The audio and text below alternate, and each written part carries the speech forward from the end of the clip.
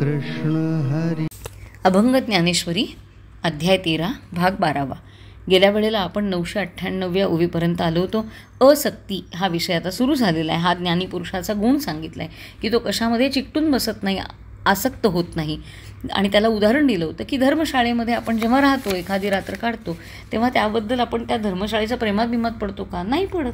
कारण आपल्याला माहिती आहे की हे काही वेळासाठीच आपल्याला इथे राहायचं आहे. किंवा एखाद्या झाडाची अगदी थंडगार सावली जर पडली असेल तर आपण त्या सावलीमध्ये काही काळ रमतो, आनंद घेतो, सुखावतो आणि पुढे निघतो. त्या सावलीच्या लोभात आपण पडत नाही. तसंच ह्या अवतीभोवतीच्या जगाची फार लोलुपता याच्या अंगामध्ये नसते. लोलुपता शब्द म्हणजे एखाद्या गोष्टीमध्ये लिंपून जाणे, आपण त्याच्यामध्ये गुरफटून जाणे. तसं कुठल्याच बाबतीत हा तसा गुंतून पडत नाही. याला आपल्या संसाराबद्दल आस्था नसते का? असते ना.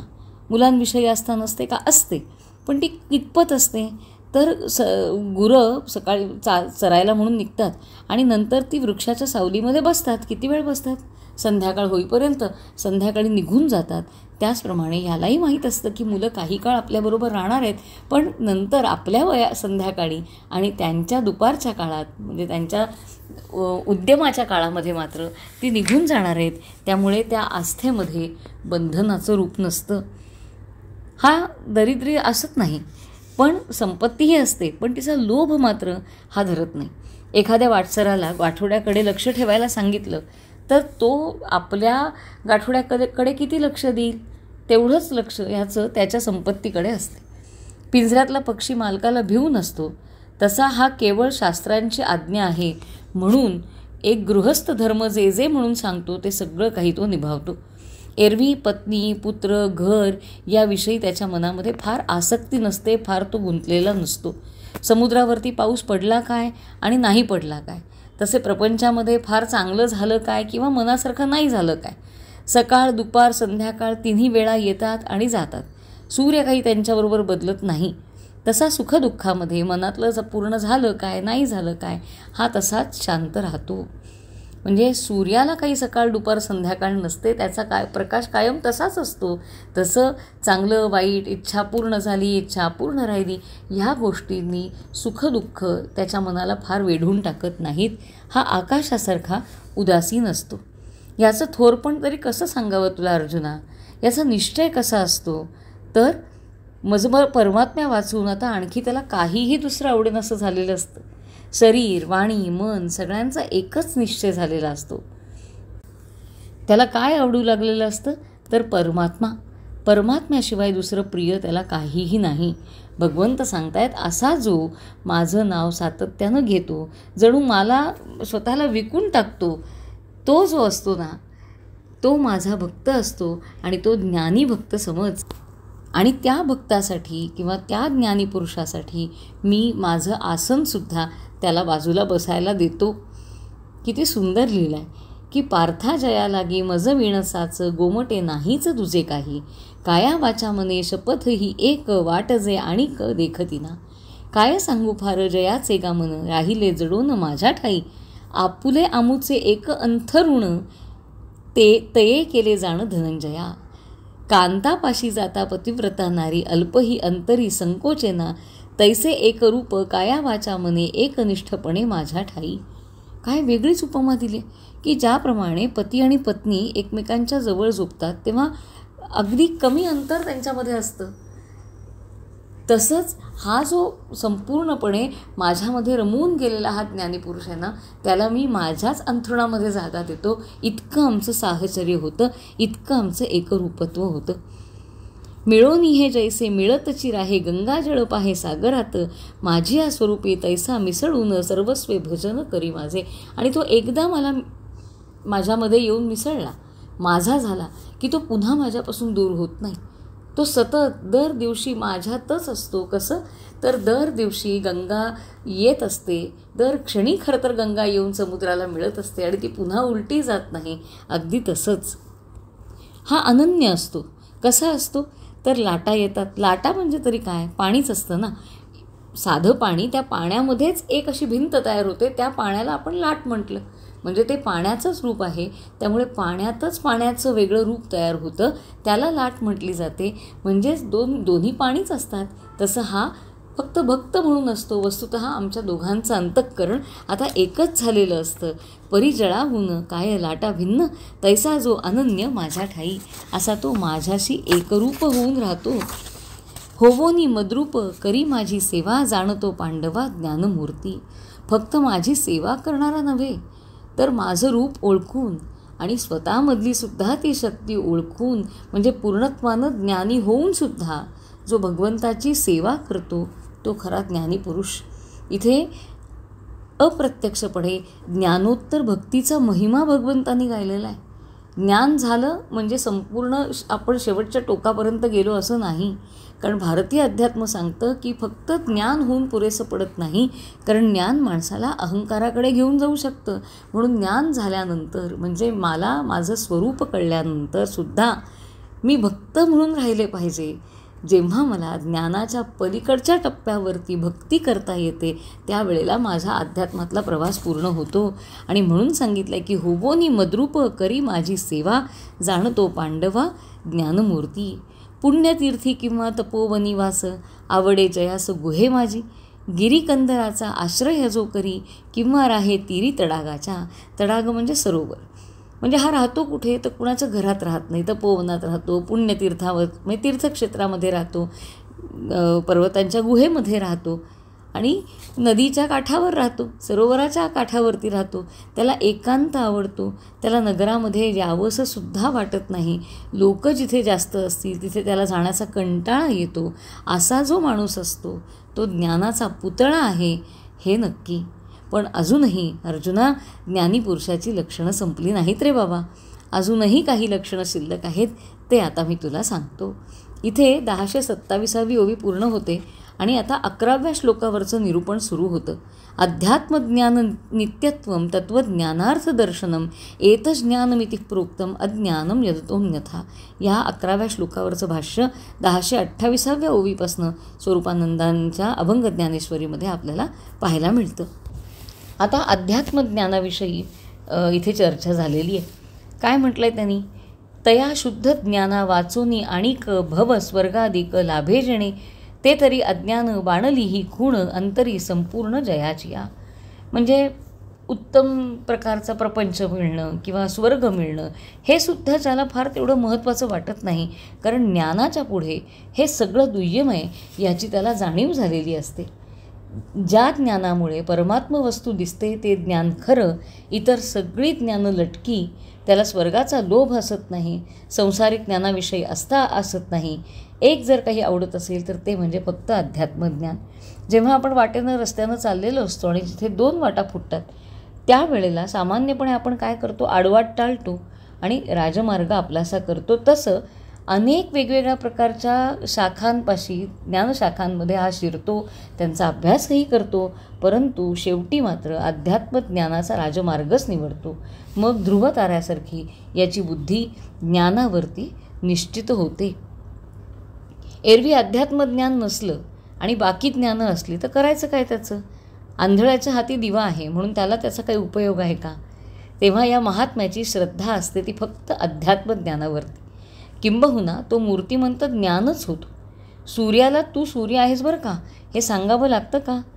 तसं तू ज्ञानी आहेस हे त्याला सांगावं लागत नाही.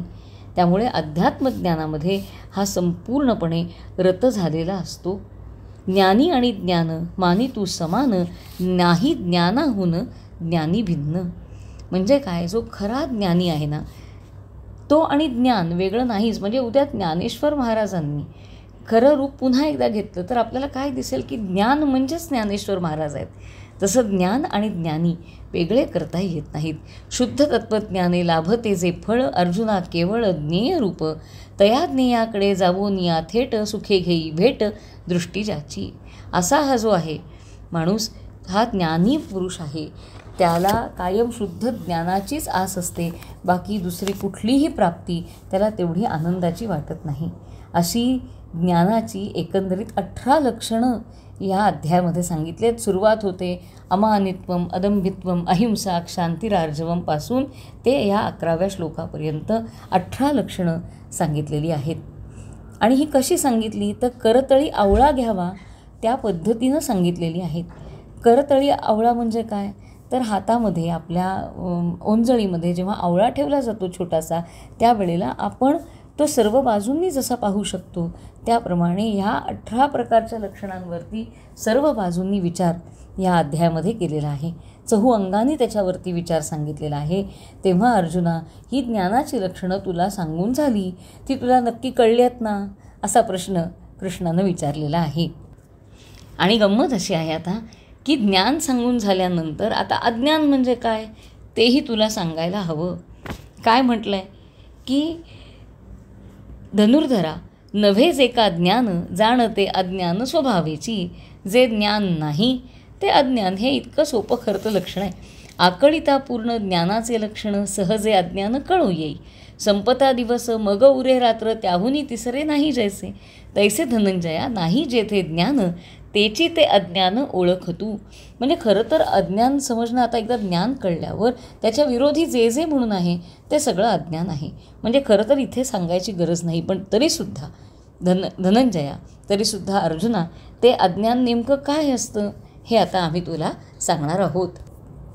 जो माणूस कायम प्रतिष्ठेसाठी जगतो, समाजानं माझा कायम मान सन्मानच करावा असं ज्याला वाटत असतं, जो कायम सत्कारासाठीच कार्य करतो आणि सत्कार झाल्यावर त्याला अत्यंत संतोष होतो आणि जर आपल्या कार्याची दखल समाजानं घेतली नाही तर तो रुसतो, अशा माणसाला अज्ञानी म्हणावं. तो कसा दिसतो तर पर्वतांच्या शिखरासारखा, गर्वे पर्वतांच्या शिखरा समान, धरी अभिमान थोरवीचा. का बरं पर्वतांची शिखरं आठवली असेल ज्ञानोबांना? हा कसा दिसतो पर्वतांच्या शिखरासारखा, कायम आपला वर ताठ, जराही कधी झुकलेलं पाहतो का आपण पर्वताचं शिखर? नाही.